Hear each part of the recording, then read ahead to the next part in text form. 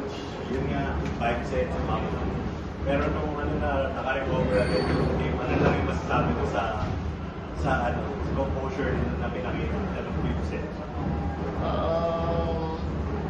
Siyempre masaya kasi yung fifth set talaga doon mo makikilala yung team namin ngayon kahit na veteran team kami pero siyempre yung ganong experience ngayon na lang ulit naulit kumbaga sa pagbalik ni Gia, ni Pons, ngayon na lang naulit yung ganong labanan, may pressure so talagang patibayan lang talaga ng lakas ng loob, ng dibdib para makuha yung panalo na yun.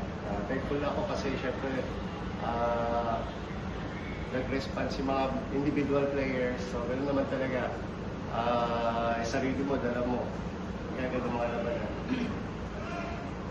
Gemma, in thoughts, yun lang. Can you take us through lang nung 5th set kung paano lang kayo kumapit? Para maganda yung start nyo and natapos yun rin ng maayos yung game. Sinimulan lang namin ng magandang serve. And then, ginagalit talaga namin.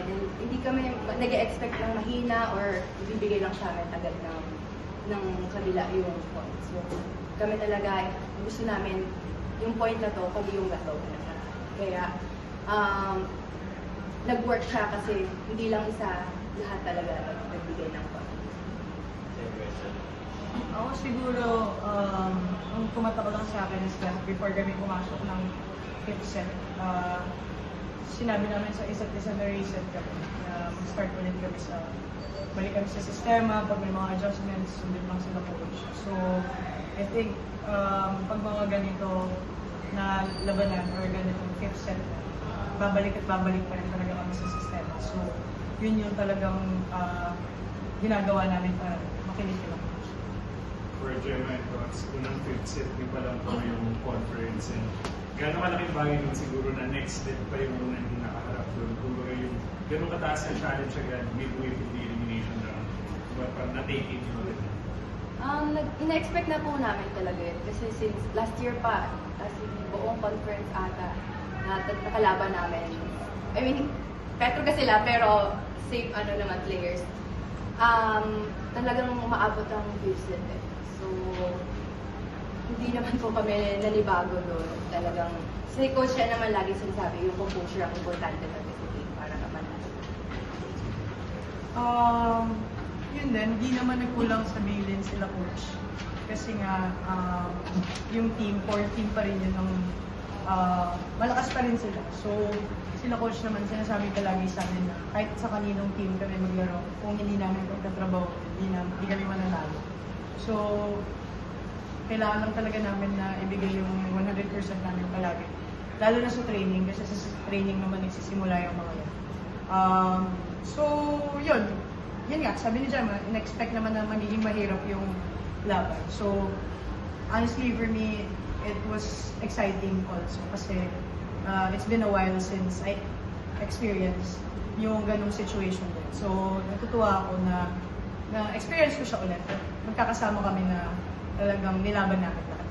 And coach, yung marami rin ulit scorers na nabubalik sa game time, pero yung depensa niyo rin po lalo this game, marami po naka-double digits, mataas po yung mga portion ko. Parang how big of an emphasis lang din po sa inyo sa training na bukod sa libersa lahat po consistent din sa floor defense? Simple lang naman yan eh. Siyempre hindi kasi kami kalakihan talagang kailangan mo talaga mag-double time sa defense. Especially hindi ganun yung net block namin kasi medyo maliit nga kami. So, ano na naman ng mga players yan eh. Makikita mo naman talaga na talagang willing sila mag-depensa bago tumalo. So, it's good thing sa amin. Good na skills para sa cream line na meron kaming ganung mga players. So, yun.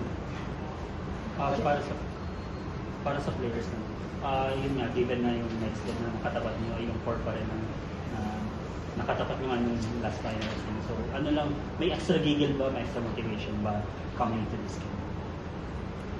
Siguro, like what I said kanina, more of excitement. Kasi nga, ako rin, personally, meron akong sariling goal and sariling reason going to the game. So ako, natuwa ako na, yun nga, na-experience namin ulit yung experience yung scenario. Kasi nga, sila coach lagi sinasabi na pag sumobra naman kami sa gigil, hindi makakatulong sa amin. So, composure lang talaga. And, yun nga, trabaho lang. Ako, ang dami feels. Excited na may kaba na challenge. Kasi, maganda silang kalaban. Sobrang ganda ng kalaban. Yung kailangan mong mag-isip. Hindi ka lang basta papalo, hindi lang basta papasok. Yun, kailangan mong mag-isip. And yung, challenge din yung composure namin as a team. And ngayon, yun talaga yung nagpanalo sa amin. Then, sa fifth frame, ikaw nag-score ng 4 points. Almost dire-diretso, kasama din ng breaks din na nagka-error sila. Ano na lang masasabi mo dun sa kumpiyansa ni Gia? Kasi lahat ng ball sa inyo naman. Well, ano din naman, sabi naman ni Coach na kaya naman namin yun. Kahit hindi lang naman ako, lahat talaga kami kung sinong bibigyan ni Ate Gia, kayang pumuntos. So, siguro may dagdag na lang din ang sigaw ng mga coaches na paluin mo, ganyan sa doon sa labas. Kaya medyo na, na may gigil na yung palo or yung point talaga, yung paluin. Thoughts, may mga na-miss kang games last year. Ayun, medyo makalata na wala. Would you say, ngayon kasi medyo pangat na laro mo. Would you say, babalik na yung dating thoughts na yung MVP form? Grabe naman, ang bigat na lang MVP ko. I would say, mas gumaan na yung team. Kasi, yun nga, grateful ako kay coach na binigyan nila ako ng time na talagang sinabi na wala sila nagawa. Talagang binigyan ako ng time ng mga recover na alam naman ni coach na pag okay na ako, babalik naman ako. Masaya lang ako na mayroong ganong klaseng support. But to answer your question, mas magaan na. Thank you po. Thank you. Thank you. Thank you. Wag mo